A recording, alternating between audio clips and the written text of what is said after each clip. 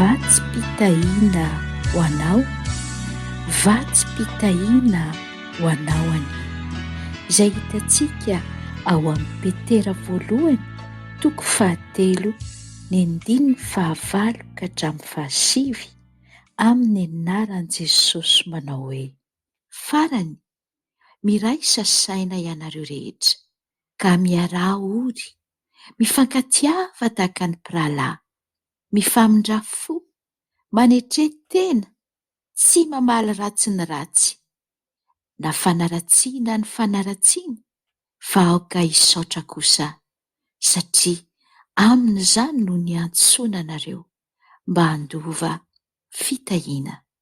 Amen. Hiaraka hivavaka isika.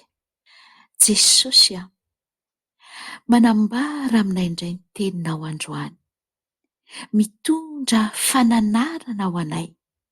Ny teninao tokoa no teny fiainana, ny teninao tokoa no tokony hampiarinay eo amin'ny fiainanay, satria amin'ny alalan'ny teninao izay mitoetra aty anatinay no entinay hanambaranay ilay Andriamanitra izay hivavahanay.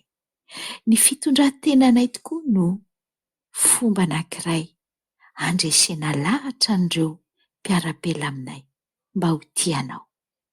Ankehitriny ary ny teninao dia mananatra mandrakariva hoe: mahaiza miray saina, mahaiza miara ory, mahaiza mifankatia, mahaiza mifamindra fo, manetrety tena, aoka tsy hamaly ratsy ny ratsy na ny fanaratsiana ho fanaratsiana, fa aoka hisaotra kosa, satria ho amin'izany no niantsoana anareo mba handova fitahiana.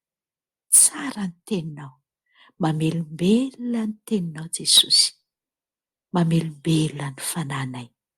Misaotra noho ny amin'izany ara Jesosy, ny voninahitra dia atolotra ianao irery ihany. Amen.